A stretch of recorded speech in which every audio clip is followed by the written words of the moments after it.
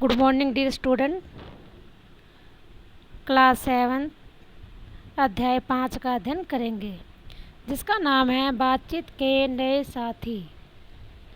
यानी बातें करने के नए नए साथी हमारे जीवन में और कौन कौन से हैं। हम बच्चों, हमारे फ्रेंड्स तो होते ही हमारे साथ बातचीत करने के लिए, लेकिन इसके अलावा और कौन से ऐसे हमारे साथी हैं जो हमसे बातें करते रहते हैं। वे ऐसे और कौन से साथी हैं जिन्हें हम अपना फ्रेंड्स बना सकते हैं, अपना मित्र बना सकते हैं। तो आज हम इस अध्याय में अपने अपने बातचीत के जो नए साथी हैं उनके बारे में अध्ययन करेंगे कि हमारे ऐसे और कौन से साथी हैं, लेखक और कौन से हमारे ऐसे मित्र बनाना चाहता है जिनसे हम अपनी बातें कर सकते हैं। पठन से पूर्व देखो, जीवनोपयोगी साधन व तकनीक समय सापेक्ष है। समय के साथ साथ इनमें बदलाव आता रहता है। समय के साथ साथ हर चीज़ में बदलाव आता है, चाहे वो मनुष्य ही क्यों ना हो। मनुष्य भी क्या है, समय के साथ साथ बदलता ही रहता है।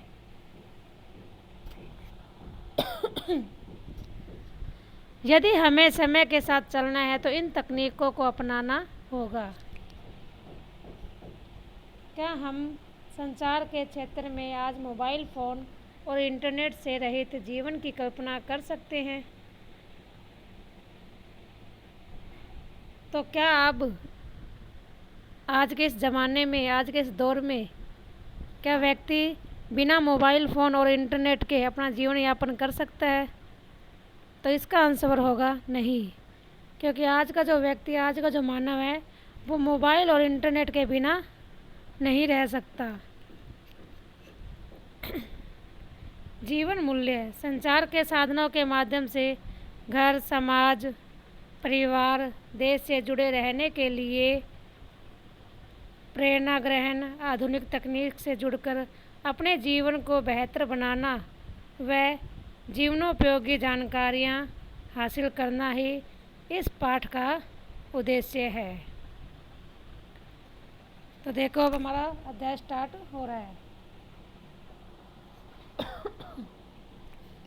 क्या आपने अपने दादा दादी, नाना नानी या किसी दोस्त को कभी पोस्ट कार्ड भेजा है? आप सोच रहे होंगे कि यह कैसा सवाल है, लेकिन सच्चाई यही है कि आज के कई बच्चों ने पोस्ट कार्ड देखा तक नहीं होगा, क्योंकि आजकल के बच्चों ने क्या है, पोस्ट कार्ड नहीं देखा। क्योंकि आजकल क्या चल गए हैं, मोबाइल फ़ोन चल गए हैं। लोगों ने खत लिखना क्या कर दिया, छोड़ दिया है। इसलिए लेखक कह रहा है कि आजकल के बच्चों ने तो वो चिट्ठी देखी ही नहीं होगी जिस पर पहले संदेश भेजा जाया करता था। वैसे सच तो यह भी है कि बड़े शहरों के कई बच्चों ने तो डाकिया यानी पोस्टमैन भी नहीं देखा, जो घर घर जाकर लोगों को उनकी चिट्ठियां पहुंचाता है। दरअसल आज कंप्यूटर और आधुनिक उपकरणों का ज़माना है, इसलिए बातचीत के लिए पोस्ट कार्ड जैसे साथी हमसे दूर हो गए हैं और उनकी जगह ले ली है कई दूसरे नए साथियों ने। तो आज हम उन्हीं नए साथियों की बात करते हैं जिनकी अपनी अपनी खूबियां हैं, यानी जिनके अपने अपने गुण हैं। इस कड़ी में सबसे पहले बात ईमेल की, यानी इलेक्ट्रॉनिक मेल की है। पुराने ज़माने में अगर ईमेल का आविष्कार हुआ होता तो निश्चित तौर पर इसे चमत्कार माना जाता। ईमेल की खासियत ही ऐसी है।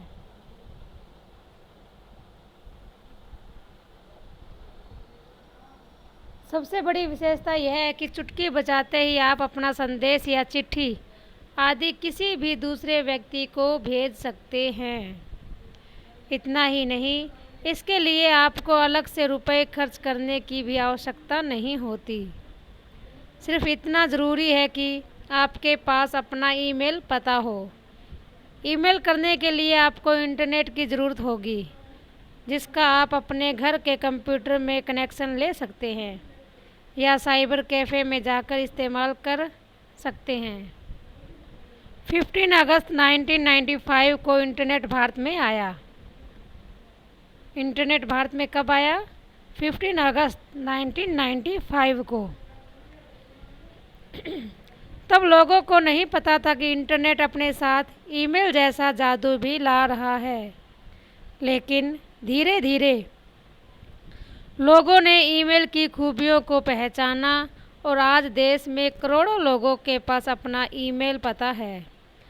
आप yahoo.com, सिफ.com, rediff.com और gmail.com जैसी साइट्स पर अपना ईमेल अकाउंट खोल सकते हैं। ईमेल अकाउंट खोलना बेहद आसान है। आपको जिस नाम से अपना ईमेल खाता खोलना है उसका नाम और कुछ दूसरी जानकारियाँ फार्म में भरनी होती है। बस खुल गया ईमेल खाता। ईमेल अकाउंट खोलने के दौरान आप अपना एक गोपनीय कोड यानी पासवर्ड भी चुनते हैं। जब हम अपना ईमेल अकाउंट खोलते हैं तो उसके लिए हमें किसकी ज़रूरत होती है? पासवर्ड की।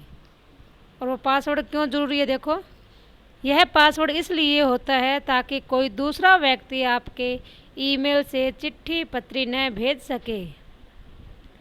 ईमेल की खास बात यह भी है कि आप इसके ज़रिए सामान्य संदेश यानी टेक्स्ट मैसेज, चाहे वो कितना भी बड़ा हो तो भी उसे भेज सकते हो।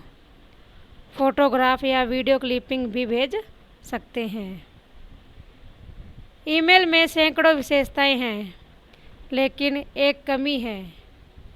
वह यह कि आप अपनी तरफ से भले ही ईमेल कर दें, लेकिन जब तक प्राप्तकर्ता यानी जिसे भेजा गया है वह उसे खोलकर पढ़ता नहीं है, इसका कोई मतलब नहीं है। इंटरनेट ने इस परेशानी को भी दूर कर दिया है। इंटरनेट पर आप मैसेंजर के ज़रिए अपने चुनिंदा दोस्तों और रिश्तेदारों से लगातार संपर्क में रह सकते हैं। दूसरे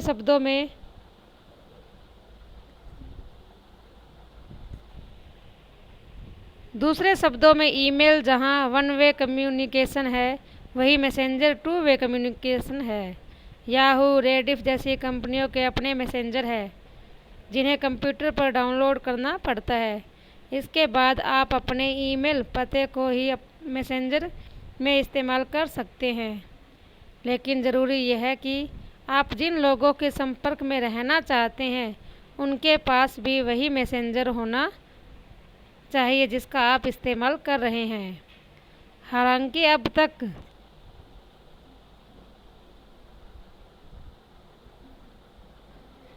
हालांकि अब इस समस्या का भी हल निकल आया है।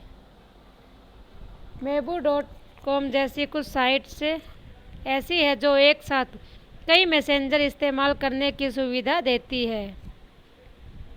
ये जितनी भी साइट ना, आजकल के बच्चे इन सब साइट्स के बारे में जानते हैं। आजकल के बच्चों को बड़ों से ज़्यादा मोबाइल चलाने का अवसर मिल रहा है और वो ये सब सीख भी रहे हैं।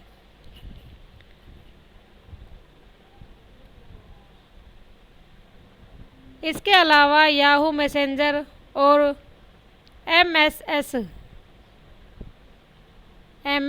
मैसेंजर के नए संस्करणों में एक दूसरे का उपयोग करने वालों को बात करने की सुविधा है।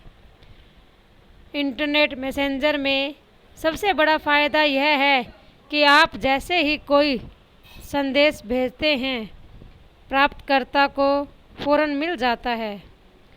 वह उसी पल आपको जवाब दे सकता है। इंटरनेट मैसेंजर के ज़रिए ही आप बात करने वालों का वीडियो भी देख सकते हैं।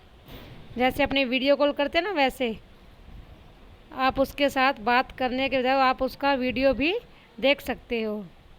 इसके लिए दोनों को वेबकैम का इस्तेमाल करना होगा। मैसेंजर के ज़रिए बात करने को हम क्या कहते हैं? चैटिंग भी कहते हैं। जैसे व्हाट्सएप पे आप लोग बात करते हो, चैट करते हो, तो उसे हम क्या कहते हैं? चैटिंग। तो वैसे मैसेंजर के ज़रिए बात करने को भी चैटिंग कहा जाता है। बात जब इंटरनेट की हो रही है तो बातचीत के साथ साथ ब्लॉग का भी जिक्र हो ही जाए। ब्लॉग वेबलॉग का संक्षिप्त रूप है, जिसे सामान्य शब्दों में निजी डायरी भी कह सकते हैं। इंटरनेट के जरिए आप अपना एक पर्सनल ब्लॉग बना सकते हैं। पर्सनल मतलब निजी, अपना खुद का, जिसका नाम आप अपने नाम पर रख सकते हैं। blogger.com जैसी साइट पर आप अपना ब्लॉग बना सकते हैं और इसके लिए भी आपको एक भी पैसा खर्च करने की ज़रूरत नहीं है। ब्लॉग का सबसे बड़ा फ़ायदा यह है कि आप कुछ भी लिखते हो तो दुनिया भर के हज़ारों लाखों लोग उसे पढ़ सकते हैं। इतना ही नहीं, आप अपनी रुचि वाले लोगों के संपर्क में भी आ सकते हो। उदाहरण के लिए, आप क्रिकेट के बारे में ब्लॉग लिखते हैं तो उसे पढ़ने वाले निश्चित तौर पर क्रिकेट में रुचि रखने वाले ही होंगे। वे आपको क्रिकेट से जुड़ी कई बातें और कई नई जानकारियां भी दे सकते हैं। हिंदी में कौन कौन से ब्लॉग लिखे जा रहे हैं, यह देखने के लिए आप hindiblogs.com भी देख सकते हैं। ये सब इंग्लिश में ही नहीं लिखा जाता, हिंदी में भी आप लोग इसे देख सकते हो। बातचीत की हो और मोबाइल फ़ोन की न हो, ऐसा हो ही नहीं सकता। मोबाइल फ़ोन के बारे में हम सभी जानते हैं। मोबाइल फ़ोन का मतलब यह है कि आप चाहे जहाँ रहे, फ़ोन आपके साथ रह सकता है। मोबाइल फ़ोन की सबसे बड़ी विशेषता यही है कि इसके ज़रिए आप घर से बाहर रहकर भी लोगों के संपर्क में रह सकते हैं। इतना ही नहीं, इसके माध्यम से आप railway ticket booking, bank transaction, internet आदि आधुनिक सेवाओं का भरपूर लाभ उठा सकते हैं। 2G या 3G से लेस आपका मोबाइल आपको सूचना तकनीक के अत्याधुनिक संसार से जोड़ देता है। मोबाइल हैंडसेट कई कंपनियां बनाती है, जिनमें से आप कोई भी चुन सकते हैं। इसके बाद मोबाइल सेवा देने वाली किसी कंपनी से आपको कनेक्शन लेना होगा। मोबाइल फ़ोन की सेवा लेने के दो विकल्प हैं, पोस्टपेड और प्रीपेड। मोबाइल फ़ोन का आजकल बहुत इस्तेमाल SMS और MMS भेजने के लिए होता है। SMS यानी शॉर्ट मैसेज, SMS मतलब शॉर्ट मैसेज सर्विस, और MMS यानी मल्टीमीडिया मैसेज सर्विस। SMS और MMS भेजना बेहद आसान है।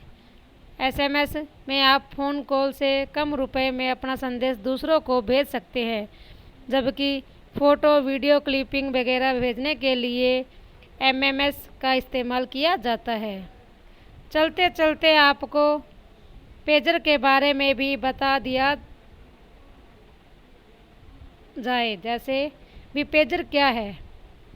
बातचीत का यह साथी अब ज़्यादा प्रचलन में नहीं है, यानी अब इसका ज़्यादा बोलबाला नहीं है। दरअसल पेजर एक ऐसा उपकरण है जिसके जरिए आप कहीं भी रहकर संदेश प्राप्त कर सकते हैं। पेजर पर संदेश भेजने के लिए लोगों को पेजर की कंपनी, जिस कंपनी से आपने सेवा ली हो, के दफ्तर में फ़ोन कर बताना होता है कि आपको क्या संदेश भेजना है। यानी कि संदेश भेजने से पहले हमें उस कंपनी में क्या बताना होगा कि हमें ये संदेश भेजना है। जो हम संदेश भेज रहे हैं उसके बारे में हमें बताना होगा। इसके साथ ही आपको जिसके पेजर पर संदेश भेजना है उस पेजर का नंबर भी बताना पड़ता है। 1994-95 के आसपास जब मोबाइल फ़ोन, हैंडसेट और इसकी सेवा बहुत महंगी थी, तब लोग पेजर का खूब इस्तेमाल करते थे। लेकिन अब मोबाइल सेवा के सस्ती होने के साथ ही पेजर का इस्तेमाल तकरीबन क्या हो गया है, ख़त्म हो गया है। क्योंकि मोबाइल जब से आए हैं तब से क्या हुआ है, पेजर का इस्तेमाल भी लोगों ने क्या कर दिया, अब बंद कर दिया है। तो ये थे हमारे बातचीत के नए साथी। तो हमारे बातचीत के नए साथी ईमेल, मोबाइल, कंप्यूटर, इंटरनेट, ये सभी क्या है, ये सभी हमारे पेजर, ये सभी हमारे क्या है, बातचीत करने के नए साथी जो हमेशा अपने साथ ही रहेंगे, कभी आपको छोड़कर नहीं जाएंगे। तो ये था हमारे बातचीत के नए साथी। आशा करती हूँ आपको ये चैप्टर अच्छी तरह समझ में आ गया, क्योंकि आप लोग बड़ों से ज़्यादा मोबाइल का ज्ञान आप लोगों को है, कंप्यूटर ज्ञान आप लोगों को है।